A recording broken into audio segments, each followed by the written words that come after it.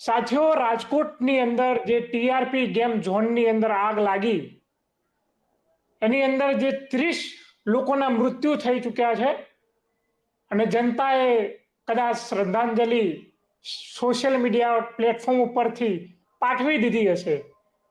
જેમ અગાઉ પાઠવ્યો છો તેમ તમે તમારી ફરજ અદા કરી દીધી હશે. હવે અમને પણ ખબર પડી ગઈ છે કે જનતાની ફરજ ફક્ત અને ફક્ત શ્રદ્ધાંજલિ પાઠવવા સુધીની છે. આ જનતાની અંદર ક્યારેય આક્રોશ ઉત્પન્ન થશે નહીં. એ આગ લાગે કે પછી કોઈ પાણીમાં ગરકાવ થઈ જાય અને હજારો લોકોનું મૃત્યુ થઈ જાય, તેમ છતાંય આ જનતા ફક્ત અને ફક્ત શ્રદ્ધાંજલિ પાઠવવા સુધી જ સીમિત થઈ ગઈ છે. રાજકોટના ગેમ ઝોનની અંદર જે આગ લાગી એની અંદર જે 30 મૃત્યુ થઈ ગયા, એમાં ઘણા બધા બાળકો હતા. એ બાળકોના જે મૃતદેહો એ કોલસો બની ગયા છે. કહેવામાં આવે છે કે એનઓસી સર્ટિફિકેટ એ ગેમ ઝોનમાં નહોતું, તેમ છતાં ગેમ ઝોન ધમધોકાર ચાલતો હતો. અને ચાલે જ કેમ નહીં, જ્યારે ગેમ ઝોનમાં આમંત્રિત મહેમાનો જે એનઓસી સર્ટિફિકેટ આપે છે, એમાંના રાજકોટ મ્યુનિસિપલ કમિશનર જ્યારે એ ગેમ ઝોનના મહેમાન બનીને જતા હોય, તો પછી એ ગેમ ઝોન ધમધોકાર ન ચાલે તો પછી શું થાય? એ બાબતે આપણી સાથે આ મુદ્દે વાત કરવા માટે સાગરભાઈ શાહ જોડાયા છે. સાગરભાઈ શાહ, ક્રાંતિ માર્ગે આપનું સ્વાગત છે. સાગરભાઈ, આજે કરુણ ઘટના ઘટી, શું કહેશો આ મુદ્દે? 20 કલાક થયા છે, હજી 20 કલાકની આસપાસનો સમય, હજી એક દિવસ પૂરો નથી થયો. 20 કલાકની અંદર તો 24 નો આંકડો 30 સુધી પહોંચી ગયો અને હજી તો લોકો એવું કહી રહ્યા છે કે આ આંકડો વધી શકે છે. જે લોકોના ઘરના લોકો મૃત પામ્યા છે એ લોકોને એમના માણસો નથી મળી રહ્યા.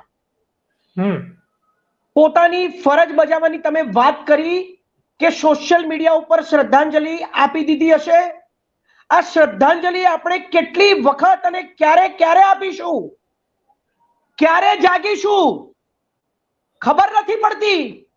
શું આ શ્રદ્ધાંજલિ આપી દેવાથી કે પછી કેન્ડલ લાઇટ્સ જલાવી દેવાથી આ બધી જે ઘટનાઓ બની રહી છે બેક ટુ બેક, એક પછી એક લગાતાર સતત, શું એનું કોઈ સોલ્યુશન નથી આ સરકાર પાસે? 27 વર્ષથી ચાલતી આ સરકાર પાસે મોરબી દુર્ઘટનામાં 135 લોકો મર્યા પછી 156 ની સીટો જ્યારે આ ગુજરાતે ખોબલે ખોબલે આપી પછી પણ જ્યારે આ બીજી મોટી દુર્ઘટના બની છે રાજકોટની અંદર 30 35 અને એમાં તો ખાસ કરીને 10 થી 12 બાળકો ભડથું થઈ ગયા, કોલસો બની ગયા એમના શરીર. ત્યારે આ સરકાર, આ પ્રશાસન, આ પોલીસ, આ પદાધિકારીઓ આ ઘટનાના ઉપર વાતો કરવા જ્યારે મીડિયા સમક્ષ આવે છે ત્યારે તેના એમએલએ હસીને વાતો કરે છે.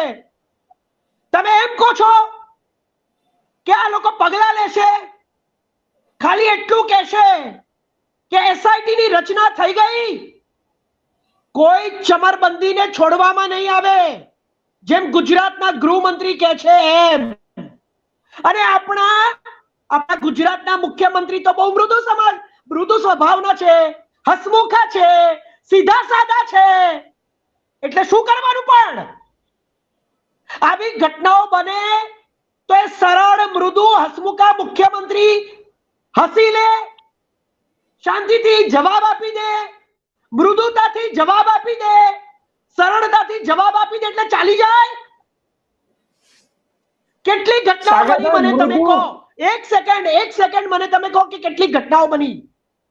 સૌથી પહેલા અમદાવાદમાં કાંકરિયામાં એક રાઇડ્સ તૂટી, એની અંદર 3 થી 4 જણા મરી ગયા. અમદાવાદમાં શ્રેય હોસ્પિટલમાં આવી જ આગ લાગી હતી અને 8 થી 10 લોકો ભડથું બની ગયા. મોરબીની અંદર વોલ ક્લોક દિવાલ ઉપર લગાવવાની વોલ ક્લોક બનાવતી કંપની વાળાને જ્યારે એનો કોન્ટ્રાક્ટ આપ્યો રિનોવેશનનો અને કોઈ પણ જાતની પરમિશન વગર દિવાળી હોવાથી વધુ પૈસા કમાવાની લાલચે એને ચાલુ કરી દેવામાં આવી. એ 135 વર્ષ જૂનો સ્વિંગિંગ બ્રિજ તૂટ્યો નતો ક્યારે, એ રિપેરિંગ પછી તૂટી ગયો અને 135 જણા મરી ગયા.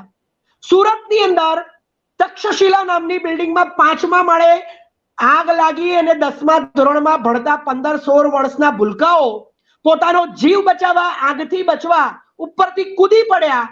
એ બધાના કૂદતા વિડીયો આપણે જોયા છે.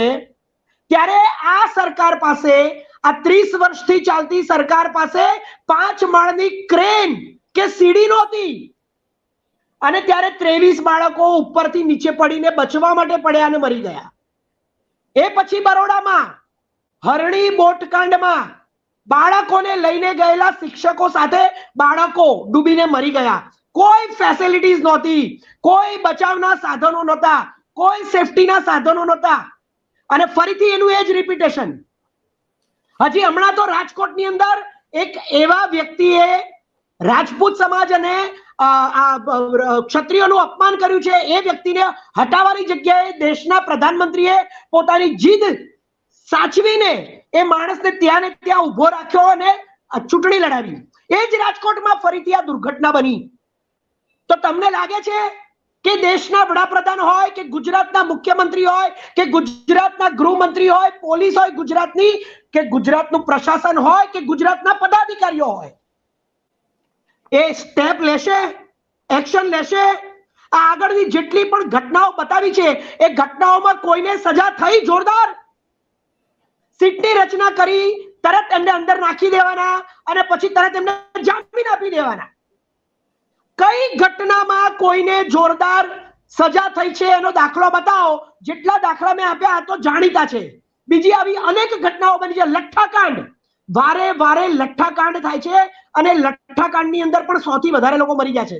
તો આટલી બધી ઘટનાઓ જ્યારે મેં તમને ગણાવી, એ ઘટનાઓમાંથી કઈ એવી વ્યક્તિને જે વગવાળી હોય, જે સરકાર સાથે જોડાયેલી હોય, જેને કોન્ટ્રાક્ટ આપેલા હોય, જેને પરમિશન વગર આવી સંસ્થાઓ આવા ગેમ ઝોન ચાલુ કરવાની પરમિશન આપી હોય, આ બોટ ચલાવવાની પરમિશન આપી હોય, એ લોકોમાંથી કોને સજા થઈ? જવાબ જોઈએ કે કોને સજા થઈ? આ ઘટના તો કાલે બની છે, પણ આગળની ઘટનાઓ જે મેં દર્શાવી એને તો કેટલો સમય થયો? કોને સજા થઈ? આનો જવાબ જોઈએ છે. ટેકનિકલ વાતો નહીં કરવાની. પરમિશન નહોતી જ આપી. ફાયર સેફટીના સાધનો નીચેના માળ ઉપર પડ્યા હતા. એવું કહેવાય છે કોઈએ પ્રત્યક્ષદર્શી કોઈ છોકરાએ જોયું કે ગેસનો બાટલો ફાટ્યો, એવી વાત કરવામાં આવી અને આગ લાગી ગઈ. ગેસના બાટલા તો ઘણીવાર ફાટે છે. સાગરભાઈ, આટલી મોટી જે ફાયર સેફટીના જે સાધનો હતા ને ત્યાં તો એ સાધનો તો સીલ પેક પડ્યા હતા જ્યારે આગ લાગી ને ત્યારે. એનો હું એ જ કહી રહ્યો છું. બિલકુલ. જે તક્ષશિલામાં 5 માળની ક્રેન કે સીડી નહોતી અને રાજકોટમાં પરમિશન વગર આ ગેમ ઝોન ચાલતું હતું, ત્યાં ફાયર સેફટીના સાધનો સીલ પેક કોથળીમાં પડ્યા હતા અને દેખાતા જે ફાયર સેફટીના લાલ થાંભલા હોય એ નીચે પાણીમાં પણ નહોતા, બોરમાં પણ નહોતા, જે જગ્યાએથી પાણી ઉપર ખેંચાવું જોઈએ ત્યાં પણ નહોતા. તો પછી આ સરકાર શું કરી રહી છે? કે છે કે અમે જોરદાર વિકાસ કરી રહ્યા છીએ, જોરદાર ફ્લાયઓવર બનાવી રહ્યા છે, જોરદાર રોડ રસ્તાઓ બનાવી રહ્યા છે, જોરદાર અમે લોકો બધી જ જાતની ફેસિલિટીઝ ગુજરાતમાં આપી રહ્યા છે, ગુજરાતનું મોડેલ જબરજસ્ત છે, વિકાસ ખોબલે ને ખોબલે થઈ રહ્યો છે. અલ્યા તો પછી આ એનઓસી વગરનું ગેમ ઝોન કેવી રીતે ચાલી રહ્યું હતું? ફાયર સેફટીના સાધનો કેમ નહોતા લગાવેલા? હે? કયો વિકાસ? વિનાશ, માત્ર વિનાશ. આ નજરે જોયેલો વિનાશ છે. આ દુર્ઘટના નથી. આ પ્રશાસન, પોલીસે પણ પરમિશન આપવામાં લોચા કર્યા છે. અહીંયા પોલીસ એવું કહે છે કે પરમિશન માટે એપ્લાય કરી હતી. ફાયર સેફટીના અધિકારી કહે છે કે કોઈ પરમિશન હતી જ નહીં, એનઓસી હતું નહીં. એટલે અંદર ગોટાળા ચાલે છે. બધા એકબીજાના ઉપર દોષનો ટોપલો ઠાલવી રહ્યા છે. તો તમે મને એમ કહો કે કયો વિકાસ થઈ રહ્યો છે અહીંયા? આટલા બધા પ્રોબ્લેમ્સ, આટલી બધી સમસ્યા, આ માત્ર ને માત્ર પ્રશાસન, પોલીસની મિલીભગત અને પદાધિકારીઓ, ભ્રષ્ટાચારી પદાધિકારીઓ, આ ત્રણેયની મિલીભગતથી ડબલ એન્જિનની સરકારમાં 156 સીટ પછી 27 વર્ષ પછી પણ માત્ર ને માત્ર લોકોના જીવ લઈ રહ્યા છે આ લોકો, અને સજા કોઈને નથી થઈ રહી. આટલા કાંડ બતાવે, એમાંથી કોઈને પણ સજા થઈ હોય ચમરબંધીને તો મને કહો. સાગરભાઈ, જ્યારે મોરબી દુર્ઘટના થઈ, જે બ્રિજ તૂટ્યો, ત્યારે જે એનો મુખ્ય આરોપી જયસુખભાઈ પટેલ, તેને પણ જેની એફઆઈઆર ની કોપીની અંદર એને સામેલ કર્યું નતું એનું નામ. બાદમાં લોકોના વિરોધ પછી એનું નામ એફઆઈઆર ની કોપીમાં આપણી આ મૃદુ અને મક્કમ મુખ્યમંત્રી વાળી સરકાર મૂકે છે. પછી મૂકે બિલકુલ.